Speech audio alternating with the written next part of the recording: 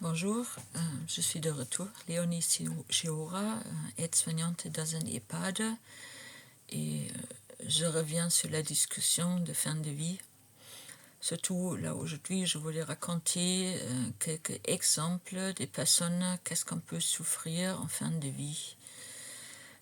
En EHPAD, on voit des gens mourir, c'est très souvent. Dans un EHPAD, environ un tiers de la population meurt dans un an. Donc après 3 ans, toute la population s'est presque renouvelée. Donc pour nous, les aides-soignantes, la fin de vie, c'est presque... les soins palliatifs sont très souvent presque quotidiens. Je peux par exemple expliquer qu'est-ce que souffrent des personnes qui sont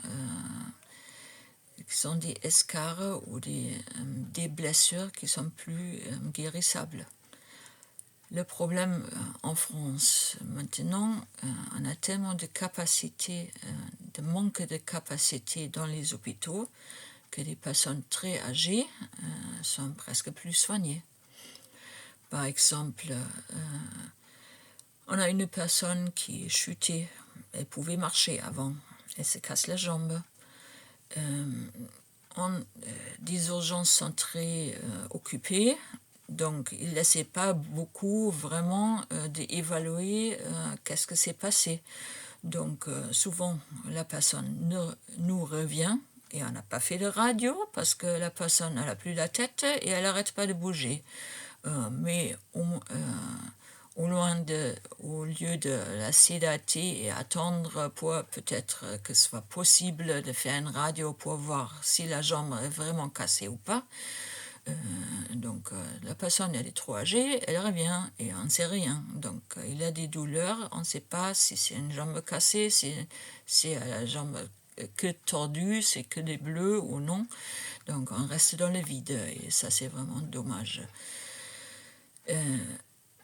Pour ça, on a eu des personnes, c'était une fracture, mais après, elle était plus opérable, c'était nécrosé, et les personnes ont fini leur vie dans bien des souffrances qui étaient évitables si on a eu la capacité de soins dans les hôpitaux qui étaient vraiment bien. Il manque tellement de médecins et de soignantes que tout le monde est débordé. Donc, on rate bien des missions auprès des personnes âgées en fin de vie et sous souffrance parce qu'il n'y a plus de moyens médicaux et humains pour aider. Et nous, on ne peut pas rattraper toutes les choses qu'on ne peut pas faire à l'hôpital. Donc, nous, on est un peu démunis dans tous ces cas qui nous reviennent et on n'a rien fait. Et quelquefois, c'est même pire. Donc, les personnes nous reviennent et après quelques jours, ils ont bien encore dégradé. Donc, les gens qui n'ont pas eu des escarres qu'on a envoyés à l'hôpital, après une semaine, ils reviennent avec des escarres.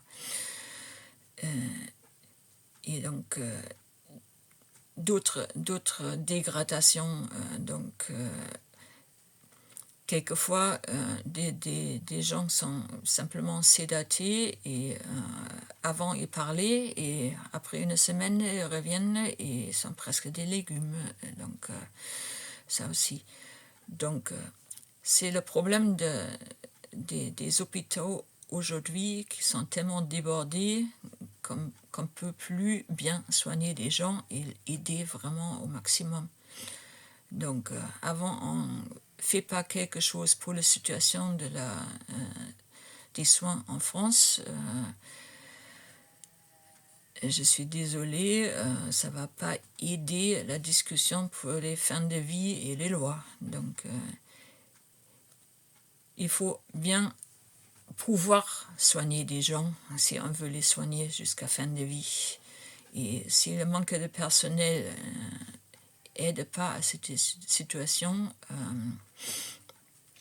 donc il faut bien remédier à la maladie des hôpitaux en même temps que les maladies des personnes. Donc pour ce cri d'alarme, je souhaite que c'est entendu et je reviens vers vous avec une autre discussion. Merci, et si vous voulez suivre sur mon blog, c'est affiché dans le texte. Ciao.